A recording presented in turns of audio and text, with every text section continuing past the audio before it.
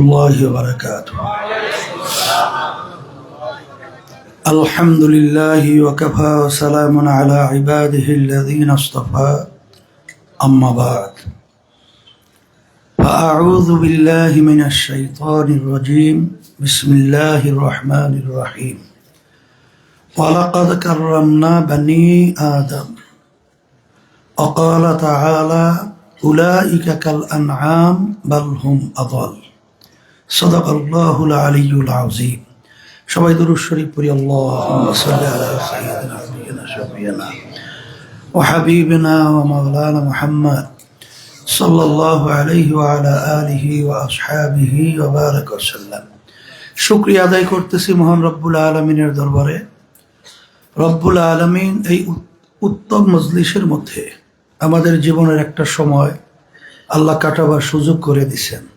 শুকরিয়া তান বলি আলহামদুলিল্লাহ। আমি আপনাদের সামনে আয়াত শরীফ তেলাওয়াত করেছি। আয়াতের মধ্যে আল্লাহ রাব্বুল আলামিন বলেছেন, যত মাখলুকাত আমি সৃষ্টি করেছি এর ভিতরে সর্বশ্রেষ্ঠ সম্মানিত করে আমি মানুষকে সৃষ্টি করেছি। সবাই বলি আলহামদুলিল্লাহ। শোনার পরে আমাদের সবার কি ভালো লাগছে না খারাপ? কিন্তু পরবর্তী যে আয়াত শরীফ আমি তেলাওয়াত করেছি, আয়াতের মধ্যে আল্লাহ রাব্বুল আলামিন বলেন, এই মানুষের ভিতরে আবার এক শ্রেণীর মানুষ, উলাইকা কাল আনআম, চতুষ্পায় জানোয়ারের মতো। এরপরে আল্লাহ বলতেছেন বাল হুম আদাল, তার চেয়েও খারাপ। এরপরে অন্য আয়াতে আল্লাহ বলেন শাররুল বারিয়া, এক শ্রেণীর মানুষ আমার সৃষ্টির সবচেয়ে নিকৃষ্ট জানোয়ার, তার নাম হলো শূকর। এক শ্রেণীর মানুষ শূকরের চেয়েও খারাপ। সবাই বলেন নাউযুবিল্লাহ। এখন কোন মানুষ উত্তম আর কোন মানুষ নিকৃষ্ট, এইটা বোঝাবার জন্যই এই দ্বীনি মজলিসের ব্যবস্থা করা হয়। কথা ঠিক না? শোনেন, মানুষের সুরাত আকৃতি হইলেই মানুষ হওয়া যায় না। যদি মানুষের সুরাত আকৃতি হলেই মানুষ হতো, আল্লাহ রসুল সাল্লাল্লাহু আলাইহি ওয়াসাল্লাম আবু জাহাল দেখতে মানুষের অঙ্গ প্রত্যঙ্গের দিক থেকে কোনো পার্থক্য ছিল? আল্লাহ হাবিব সাল্লাল্লাহু আলাইহি ওয়াসাল্লামের চক্ষু মুবারক দুইটা, আবু জাহাল দুইটা। হাতের পায়ের দিক থেকে কোনো পার্থক্য ছিল না। কিন্তু আল্লাহ হাবিব সাল্লাল্লাহু আলাইহি ওয়াসাল্লামের নাম শুনলে দুরূদ শরীফ পড়া কি হয়? না পড়লে গুনাহ হয়। আর আবু জাহালের নাম শুনলে আমাদের জবান থেকে বের হয় ঘৃণা সূচক শব্দ, আল্লাহর গজব পড়ছে আরো বলুক। কি কথা ঠিক বলছি না ভুল বলছি? শোনেন, বর্তমানে বাংলাদেশে শতকরা প্রায় 92 জনের মতো মুসলমান বসবাস করে। এই দেশের মধ্যে মসজিদ, মাদ্রাসা, উলামায়ে কেরাম, তলেবে ইলমরা আলহামদুলিল্লাহ অভাব নাই, সংখ্যা অনেক। নামাজের সময় দেখবেন জুমার মসজিদে মুসল্লি ধরে না। কথা ঠিক? কিন্তু এই দেশের মধ্যে এক শ্রেণীর মানুষ নামে শুয়ারের চেয়েও খারাপ। এরা কিন্তু ইসলামকে ধ্বংস করার বিভিন্ন ধরনের পরিকল্পনা নীল নকশা অনুযায়ী কাজ করতেছিল, এখনো কিন্তু চলছে। কি কথা ঠিক?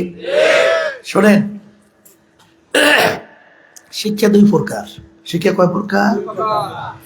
একটা হলো নিছক শুধু দুনিয়ামুখী শিক্ষা, যে শিক্ষার সঙ্গে দ্বীনি শিক্ষার সংমিশ্রণ নাই।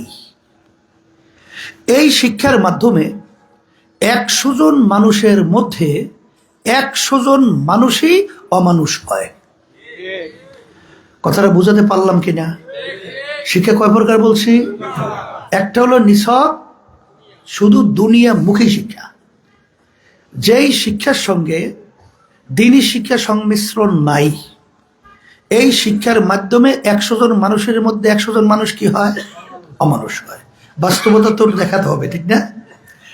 বাংলাদেশ পরিচালনা করে এমপি মন্ত্রীরা, ঠিক না? তারা সংসদের ভিতরে বিল উত্থাপন করে, সেখানে আলোচনা পর্যালোচনার পরে আইন পাশ হয়, সে অনুযায়ী দেশ চলে। টিআইবি একটা সংস্থা, তারা 100 এমপি মন্ত্রীদের মধ্যে একটা তদন্ত করছে, জরিপ করছে। 100 জন এমপি মন্ত্রীদের মধ্যে জরিপ করার পরে তারা ফল প্রকাশ করেছে 100 জন এমপি মন্ত্রীদের ভিতরে 97 জনের মতো এমপি মন্ত্রী চোর, মানে দুর্নীতিগ্রস্ত। এখন অনেকে মনে মনে বলে, হুজুর 3 জন তো ভালো আছে, 3 জনও বলে চোর, একটু কম চোর, জোরাইছেন না, হাসেন। আমাদের দেশে, বাংলাদেশ, এই মানুষ নামে অমানুষদের পরিচালনায় তাম দুনিয়ার মধ্যে ছোট্ট একটা সুন্দর দেশ বাংলাদেশ, একবারও নয়, দুইবারও নয়, 5 বার তাম দুনিয়ার মধ্যে চোরের দিক থেকে ফার্স্ট হয়েছে। কি দিক থেকে? এটা আমাদের বাংলাদেশের মানুষের জন্য খুব গৌরব না? আমরা ফার্স্ট, আমরা ফার্স্ট না?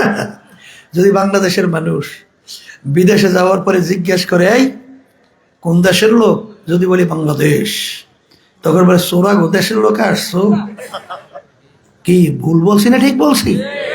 আপনারা আমি তো হাসি, ওরা তো লজ্জা পায়, কথা ঠিক না? আচ্ছা বলেন তো, এই যে এমপি মন্ত্রী, এদের ভিতরে সে জরিপ করার পরে চোর 100 জনের মধ্যে 100 জন, এরা কয়জন দাওরা হাদিস পাস? আসতে কয় উলুমুল হাদিসে তারা পাকাপোক্ত, আর ফেকার উপরে বিরাট মুফতি। হ্যাঁ, তাহলে এরা কি সব অশিক্ষিত, মূর্খ? না, তারা শিক্ষিত, বড় বড় ডিগ্রি তাদের আছে না নাই? তাহলে বোঝা গেল ওই শিক্ষার মাধ্যমে ওদেরকে মানুষ বানায় নাই, ওদেরকে পশুর চেয়েও খারাপ বানাইছে। ভুল বলি না মনে হয়? এই কথা ঠিক না বেঠি? শোনেন, আরো উদাহরণ দিলে বুঝবেন। মায়ানমারের কথা শোনেন নাই? কয়েক বছর পূর্বে নির্দোষ আমার মুসলমান ভাইদেরকে, আমার মা বোনদেরকে, আমার ছোট মায়ের কোলের বাচ্চারা দুধ পান করতেছে, মায়ের দুধ পান করতেছে। এই অবস্থায় পশুরা বাচ্চাটাকে টাইনা ছুরি দিয়ে টুকরা টুকরা করিয়া, মানে একেবারে রক্ত নিয়ে হোলি খেলায় মত্ত হয়। এই কাজটা যারা করছে, এরা কি মানুষের না অমানুষের কাজ? বলেন, মুখ হইলে বলেন। আচ্ছা, এই কাজটা করছে, তাদেরকে আপনি বলতেছেন অমানুষ। এরা কি যেই কাজটা করছে সব কি দাওরা হাদিস? সব আলেম না? সব দিনই শিক্ষিত না? তাহলে তারা কি মূর্খ? তা তো না, বরঞ্চ অনেক বড় বড় ডিগ্রিধারী, অনেক ডক্টরেট, বরঞ্চ অং সান সু চি প্রধানমন্ত্রী ছিল মায়ানমারের, সে কিন্তু বিশ্বের নোবেল পুরস্কার প্রাপ্ত। কিন্তু যেই আচরণগুলো তাদের থেকে প্রকাশিত, এই আচরণগুলো মানুষের আচরণ না, এটা পশুর চেয়েও হিংস্র, পশুর চেয়েও খারাপ আচরণ। কথা ঠিক? এরপরে আসেন, দেখবেন যে নিছক দুনিয়ামুখী শিক্ষার মাধ্যমে মানুষ মানুষ হয় না, আমি যে কথাটা বলতেছিলাম তার বাস্তবতা। জাতিসংঘের নাম শুনছেন? জাতিসংঘ শুনছেন না? আমার আব্বাজান রহমাতুল্লাহি আলাইহি, আল্লাহ তার দরজা বেহেশতে বুলন্দ করে দেয়, আল্লাহুম্মা আমিন।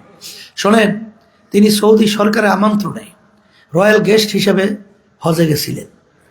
তখন তিনি আরাফাত ময়দানে, যেদিন সমস্ত হাজির একত্রিত হয়, তখন তিনি ভাষণ দেওয়ার সুযোগ পাইছিল। তখন আব্বাজান রহমাতুল্লাহি আলাইহি বলছিলেন তামাম বিশ্বের মুসলমানদেরকে, হে তামাম বিশ্বের মুসলমান, আমরা যে জাতিসংঘ দেখছি, এটা মূলত জাতিসংঘ নয়, এটা মূলত মুসলমান নিধনকারী সংঘ। আসো আমরা মুসলমানরা সবাই একত্রিত হই, মুসলিম জাতিসংঘ প্রতিষ্ঠিত করি। আজকে তার বাস্তবতা কি দেখেন না কিছু?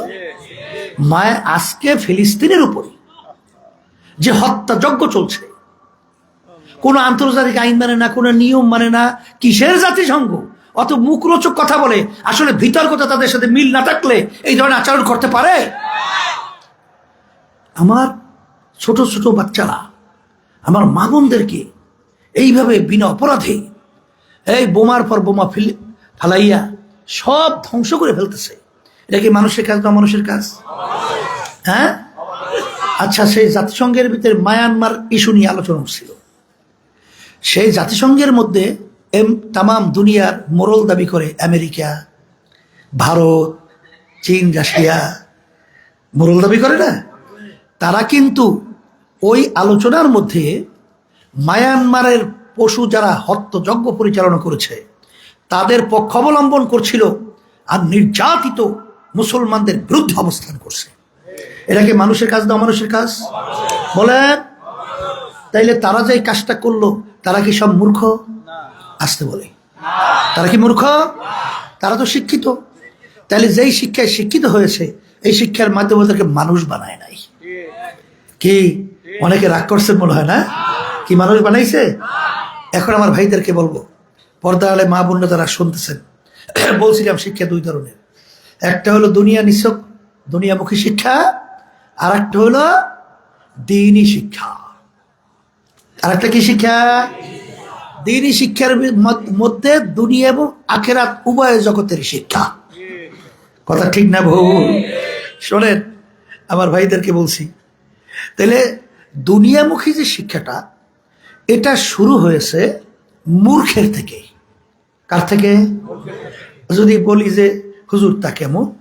আচ্ছা, সর্বপ্রথম শুরু হলো ক্লাস 1। সর্বপ্রথম কি? ক্লাস 1। আচ্ছা বলেন তো, ক্লাস 1-এর আগে কোন ক্লাস? বলেন মূর্খ ক্লাস। ক্লাস 1-এর আগে কোন ক্লাস? হ্যাঁ, তাহলে সর্বপ্রথম মূর্খের থেকে শুরু হয়েছে।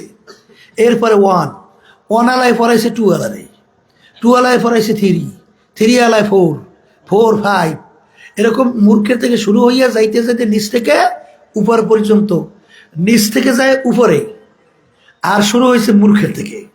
আর দ্বীনি শিক্ষা, আল্লাহ রাসূল সাল্লাল্লাহু আলাইহি ওয়াসাল্লাম বলেন, আল্লামানি রাব্বি ফা আহসানা তালিমি, আমার মালিক আমাকে শিক্ষা দিয়েছেন, সেই শিক্ষাটা কত উত্তম শিক্ষা। তাহলে দ্বীনি শিক্ষার ওস্তাদকে বলেন, মুখ খুলে বলেন স্বয়ং আল্লাহ রাব্বুল আলামিন। কথা ঠিক কিনা? এই শিক্ষাটা কত উত্তম। এই শিক্ষার মাধ্যমে মানুষ মানুষ হয়, মানুষ আশরাফুল মাখলুকাত হয়, মানুষ সৃষ্টির সেরা হয়। ভুল বলছি না ঠিক বলছি? এই বাস্তবতা উদাহরণ আমি অত দেবো না। এর জন্য অনেকে আবার মনে করতে পারেন, হুজুর তাহলে ইংরেজি বাংলা এটা শেখা কি হুজুর নিষেধ? না। আল্লাহ রাসূল সাল্লাল্লাহু আলাইহি ওয়াসাল্লাম বলছেন, তলাবুল ইলমি ফারিজাতুন আলা কুল্লি মুসলিম, প্রত্যেকটা মহিলা পুরুষ তাদের ইলমে দ্বীন শিক্ষা করা ফরজ। আমার মুসলমান বাজানদেরকে বলবো, আপনাদের এলাকায় এই দ্বীন শিক্ষার একটা মারকাজ আল্লাহ রাব্বুল আলামিন কবুল করছেন। সবাই আলহামদুলিল্লাহ বলেন না? এখন আপনাদের দায়িত্ব কি এটা বিরোধিতা করবেন? হ্যাঁ, এক শ্রেণী কিন্তু আমার বাজানরা আছে, বুঝে করে না বুঝে করে তা জানি না, তবে বিরোধিতা করে। ঠিক কিনা? ঠিক। শোনেন, আপনি যদি বিরোধিতা করেন আল্লাহর হুকুমের বিরুদ্ধাচরণ করবেন। কার হুকুম? আল্লাহ কি বলছেন? ওয়াতাআওয়ানু আলাল বিররি ওয়াত তাকওয়া ওয়ালা তাআওয়ানু আলাল ইসমি ওয়াল উদওয়ান। তোমরা ভালো কাজের সহযোগিতায় থাকো, খারাপ কাজের বিরোধিতায় থাকো। ভালো কাজের সহযোগিতা করো, খারাপ কাজের বিরোধিতা করো। কথা ঠিক?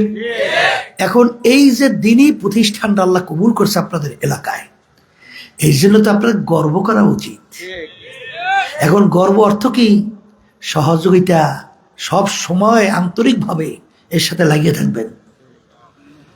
আর্থিক পারেন আলহামদুলিল্লাহ, পরামর্শ দিয়ে পারেন আলহামদুলিল্লাহ, কিন্তু খবরদার কেউ বিরোধিতা কইরেন না, তাহলে কিন্তু আল্লাহর হুকুমের বিরুদ্ধাচরণ হবে। কথা ঠিক?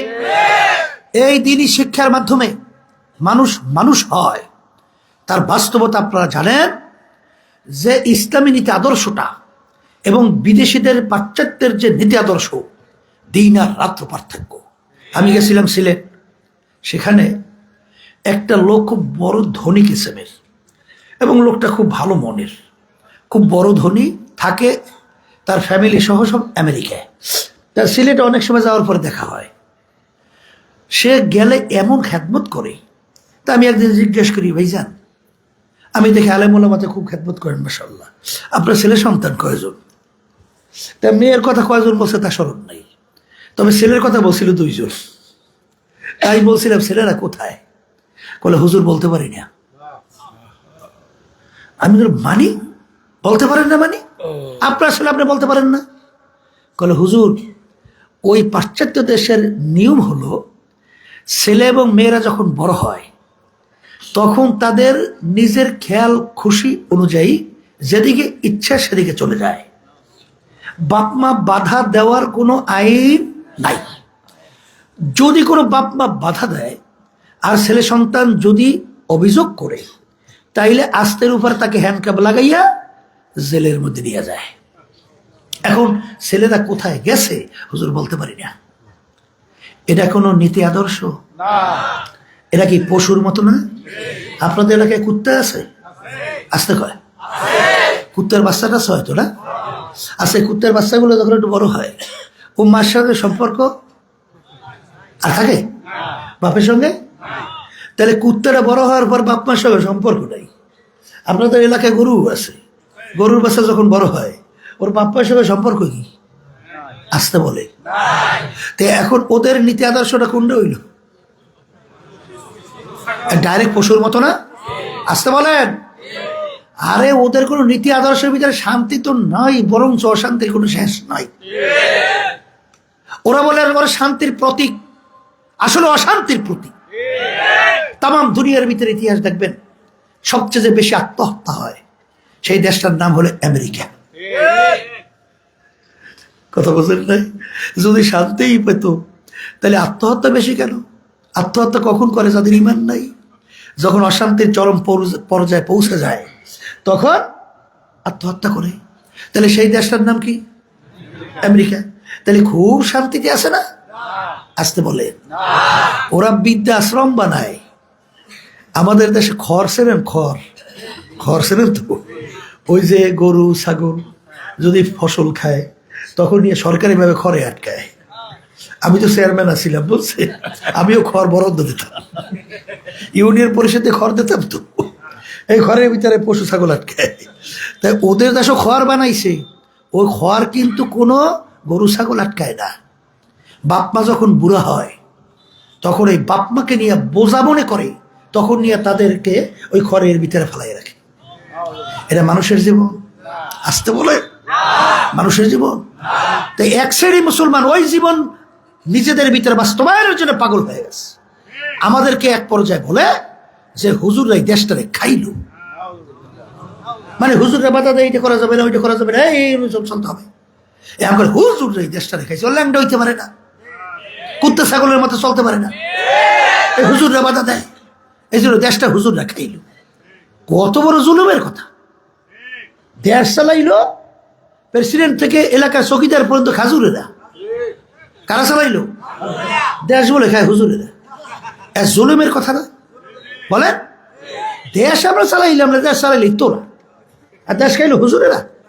আর দেশ যে কারা খাইছে তা তো আমরা পেপার পত্রিকা খুললি দেখি, শুধু খায় নাই যোগাযোগ করে ফেলছে। এখন দেখেন না কি সুন্দর আমল নামা বেরিয়ে দিয়েছে। বুঝেন না এই কথাটা? দেশ বলে হুজুররা খায়। আসলে মূল ব্যাপারটা তো বুঝেন নাই। মূল ব্যাপারটা হলো এই, ওরা গরু ছাগলের মতো চলাফেরা করবে। ওই পাশ্চাত্য দেশগুলো প্রেসিডেন্ট থেকে শুরু করে এলাকার চৌকিদার পর্যন্ত কেউ দাবি করতে পারে না সন্তানটা আমার। সব জারজে ভরা। হারামে আরাম আছে? হ্যাঁ, হারামে আরাম নাই। আর ইসলাম নীতি কি শিখায়?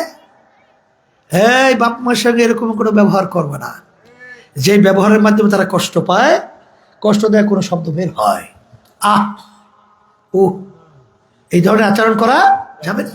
সাহাবায়ে কেরাম বলেন আল্লাহ রাসূল সাল্লাল্লাহু আলাইহি ওয়াসাল্লাম, বাপ মা যদি আমাদের উপরে জুলুম করে, অন্যায় করে, অবিচার করে, তাহলে কি আমরা তাদের সাথে খারাপ ব্যবহার চলবে না?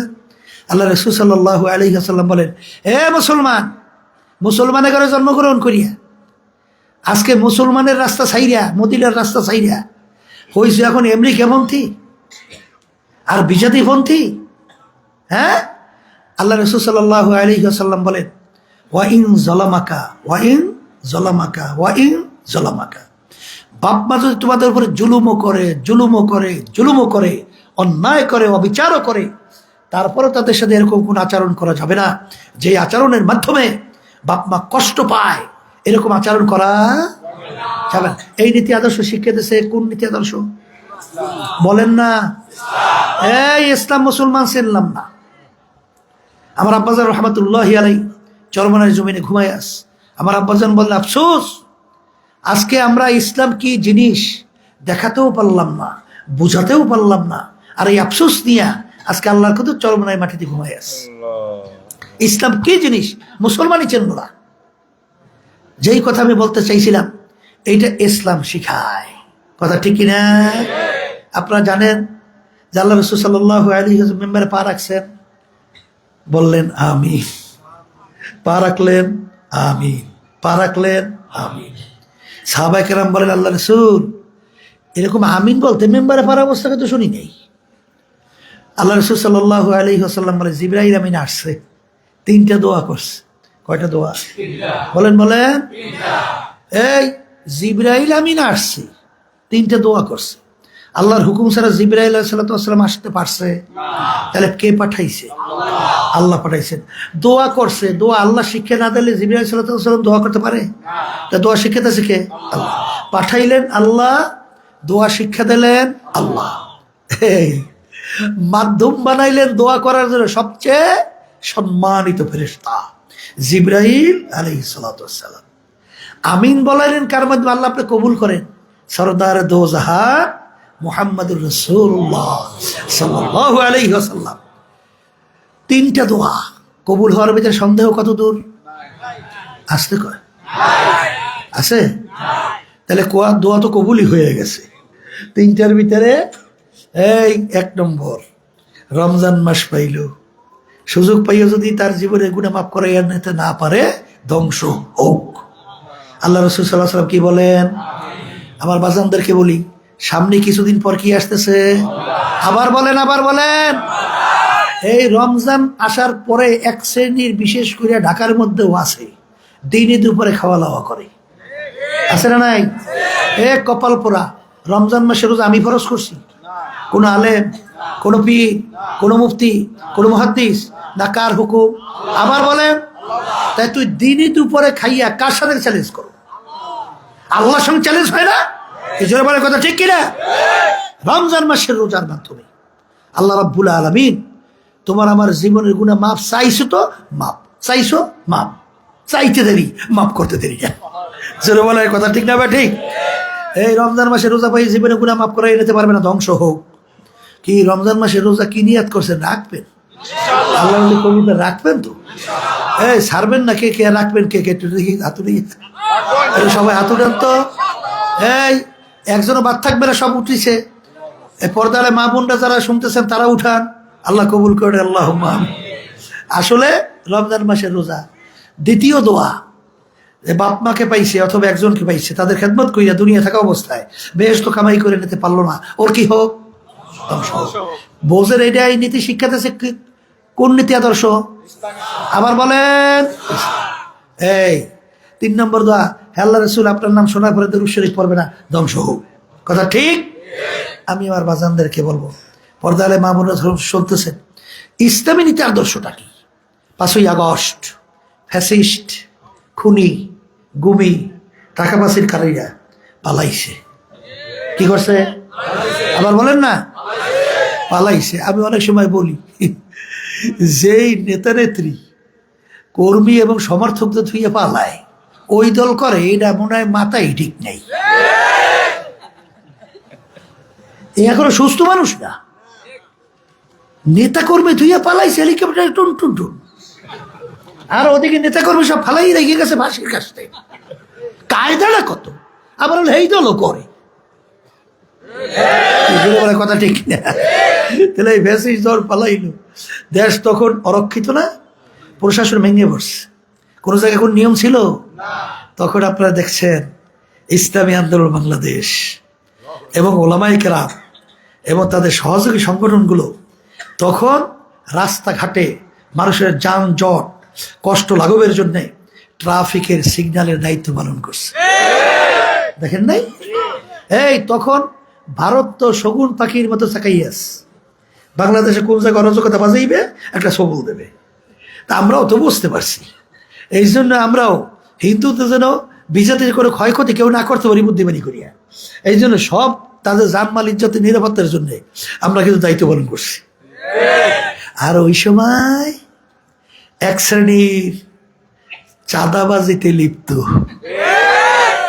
এই ঘাট দখলে লিপ্ত, জায়গা দখলে লিপ্ত, তখনও মায়ের কান্না বন্ধ হয় নাই। তখন সেই আমাদের আবু সাইদের শব্দ এখন আমাদের কান থেকে যায় নাই, মুখদের পানি পানি শব্দ বন্ধ হয় নাই। মা বলতেছিল আজকে কয়েকদিন পর্যন্ত আমার সন্তান আমাকে মা বলে ডাকছে না, সেই কান্না এখনো রক্ত শুকায় নাই।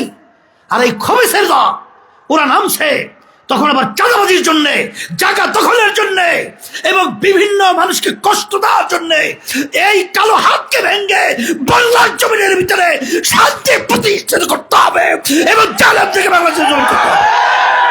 জোরে বলে কথা ঠিক না ঠিক? এই জন্য আমার বাজানদেরকে বলবো, ইসলামী নীতি আদর্শ, যেই নীতি আদর্শের মাধ্যমে দুনিয়াতেও শান্তি, আখেরাতেও। এই জন্য আমি বলবো, আসেন আমরা সবাই একত্রিত হই, দ্বীনি শিক্ষা প্রতিষ্ঠানগুলোকে আমরা সহযোগিতার মাধ্যমে আরো সুন্দর করি। যেই দ্বীনি শিক্ষার মাধ্যমে মানুষ মানুষ হয়, আর যেই দ্বীনি শিক্ষা যেখানে থাকবে না সেই মানুষগুলো মানুষের নামে পশু হয়। আজকে দেখেন আমেরিকা কিভাবে মানুষগুলোকে মারতেছে, মুসলমানদেরকে মারতেছে। ভারতে দেখেন কিভাবে মানুষগুলোকে মারতেছে, মুসলমানদের কি অত্যাচার করতেছে। কি এটা কি আপনারা সব এখন জানেন না? জানেন না কিছু? কিভাবে আজকে ইসরায়েলিয়া ওই বদমাইশের দলেরা আমার মুসলমান মা বোনদেরকে, ভাইদেরকে, আমার বাচ্চাদেরকে কিভাবে নিরীহভাবে অন্যায়ভাবে তাদেরকে মারতেছে। ওরা ডাকাতি কইরা মুসলমানদের জায়গা দখল করছে। এখন ডাকাইতের বড় গলা, ডাকাইতে জোরে বলে কথা ঠিক কিনা? এই জন্য আমার ভাইদেরকে বলবো, পর্দালে মা বোনরা যারা শুনতেছেন, ফাসাও ফাতার ইদিন কাশাফাল গোবার আপারা সুনতাহ তার জেলে কাম হেমারো। আজকে চক্ষু খোলা দুনিয়ায়, আমি পরিচয় দেই আমি পীর, কেউ পরিচয় দেয় আমি মুফতি, আমি মুহাদ্দিস, কেউ পরিচয় দেয় আমি মেম্বার, আমি চেয়ারম্যান, আমি এমপি, আমি মিনিস্টার, আমি সভাপতি, আমি সেক্রেটারি, আমি অমুক বংশের, আমি অমুক শিক্ষিত, আমি অমুক প্রমুখ সমুক। এই পরিচয় কয়দিন চলবে? যে কয়দিন চক্ষু দুইটা দুনিয়ার ভিতরে খোলা থাকবে। কিন্তু এই কবরের যাত্রীরা ওই দিন রাত্রির জন্য অপেক্ষায় থাকো, যেদিন চিরতরে চক্ষু বন্ধ হবে, সাদা 3টা কাপড় দিয়া প্যাঁচ দেবে, মাথার ভিতরে, মাজার ভিতরে, পায়ের ভিতরে বান্ধিয়া সোজা কইরা ফালাইয়া রাখবে। সেই দিন রাত্রির জন্য অপেক্ষায় থাকো। যেদিন তুমি কবরে যাইয়া শোবা, সেদিন তুমি আসলে অমুক টমুক সমুক না, খোদা না খাস্তা জাহান্নামের একজন কয়েদি। এই জন্য আমার ভাইদেরকে বলবো, পর্দা আলে মা বোনদেরকে বলবো, আমি আপনাদের জন্য দোয়া করে, আমিও দোয়া চাই, মালিক যেন আমাদের দিনের সঙ্গে জড়াইয়া আল্লাহর খাস বান্দা হইয়া, পর্দা আলে মা বোনরা আল্লাহর খাস বান্দি হইয়া দুনিয়ার থেকে বিদায় নিয়ে চিরস্থায়ী শান্তি বেহেশতের ভিতরে আল্লাহ রাব্বুল আলামিন আমাদের জন্য কবুল করে নেয়। আখির দাওয়ানা আলহামদুলিল্লাহি রাব্বিল আলামিন। আল্লাহুম্মা আমিন। রব্বানা আতিনা ফিদ দুনিয়া হাসানাতাও ওয়া ফিল আখিরাতি হাসানা ওয়া কিনা আযাবান নার। রব্বুল আলামিন, আপনি তাকাইয়া দেখেন আল্লাহ কত সাদা দাড়িওয়ালা আমার বাবাদেরকে নিয়ে হাত তুললাম, মালিক কত নায়েবে রাসূলদেরকে নিয়ে হাত তুললাম, কত তলেবে ইলমদেরকে নিয়ে হাত তুললাম, কত জাকিরিন শাকিরিন আপনার খাস বান্দাদেরকে নিয়ে হাত তুললাম।